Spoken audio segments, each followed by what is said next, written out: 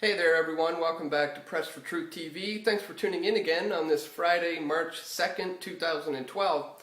And today I wanted to talk a little bit about a program that just recently aired on CBC's The National. The National here in Canada is a program that airs coast to coast. And they just recently did a piece on the Freeman movement here in Canada. And I personally have been following this Freeman movement for at least 5 years or so now. I'm very interested in it. It's very intriguing.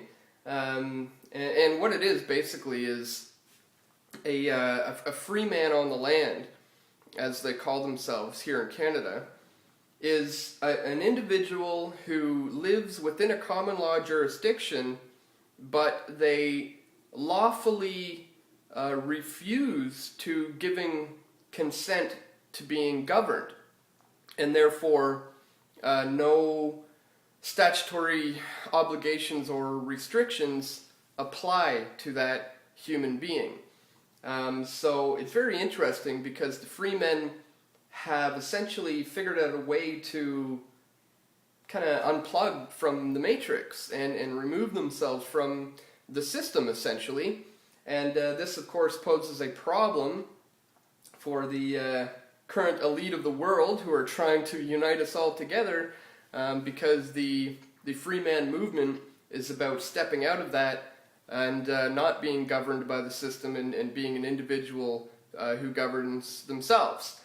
So in light of the fact that this movement is growing exponentially, the powers that be have kicked up their efforts with their propaganda campaign now to try to demonize the movement and try to portray Canadian freemen as potentially dangerous, violent cop killers, is what I was getting from this program that just aired on CBC's The National.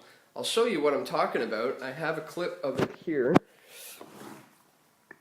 And right off the bat, you can see, the title of the thing, A Canadian Concern?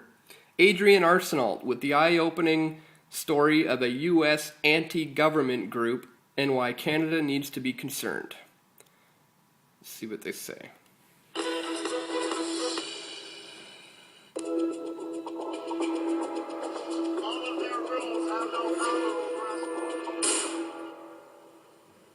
Adherents call themselves Freeman on the land. They belong to what some consider to be a harmless fringe movement in Canada, but others argue it may be larger and more worrying than it appears. The group is fairly new, but its numbers are swelling, and some police fear its potential for violence may also be on the rise. Our Adrian Arsenault now with this feature investigation, Finding the Freeman.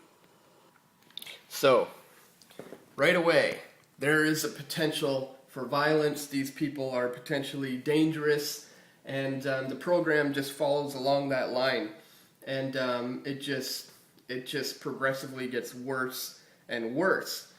And not long into the program, they eventually mention how the Canadian Freemen on the Land movement is very similar to a movement in the States called Freemen down there refer to themselves as sovereign citizens. And this program starts showing that people, they say, like Timothy McVeigh was a sovereign. And they start pulling up these old cases of cop killings and police officers who have been shot by apparently sovereigns, to try to demonize the movement and portray the Canadian wing as also being potentially violent. I'll just show you here what I'm talking about if I can pull it up here. Police, yeah, here we go. Known as sovereigns. It's economic despair that fuels their fury, and that rage here has turned murderous. For decades, sovereigns livid with government have targeted official buildings, police, anyone with authority.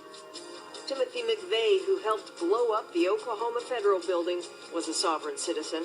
So was Joe Stack, who flew his plane into an IRS building in Texas. More frequent have been shootings. At least a dozen officers have been killed by sovereigns. Nearly 19 hurt in shootouts with sovereigns and other anti-government extremists since 2009.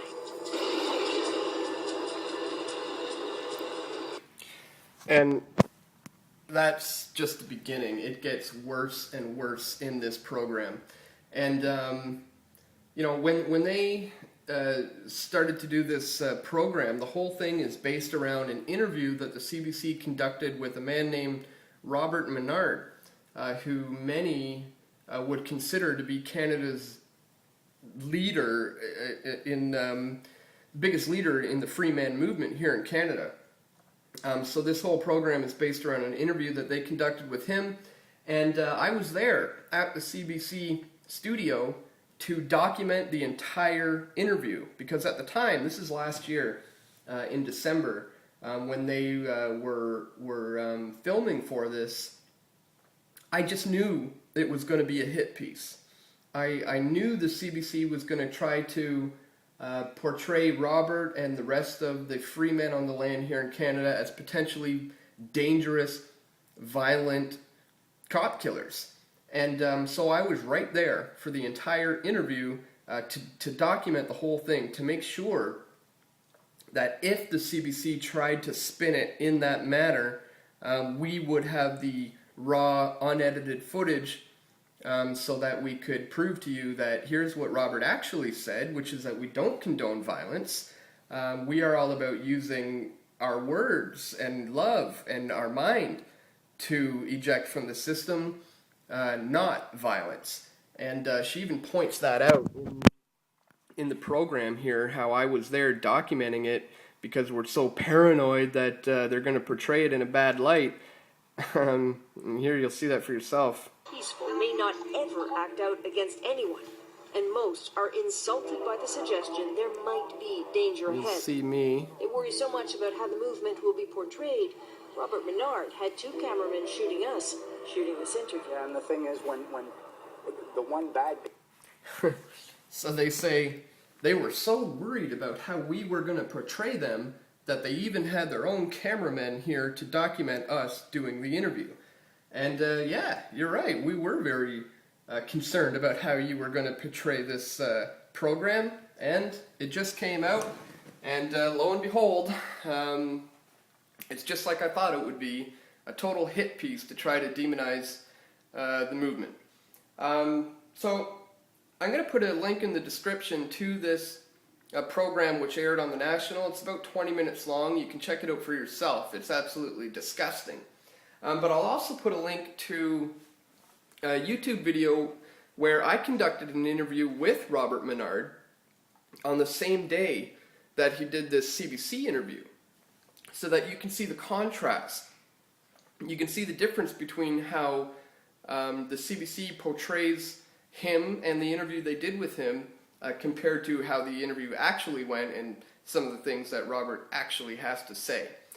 So check those out in the description. Again, the CBC's version and then my interview with Robert, and you can compare the two, and you know, you can make up your own mind about what you think about the Freeman movement coming from Robert Menard.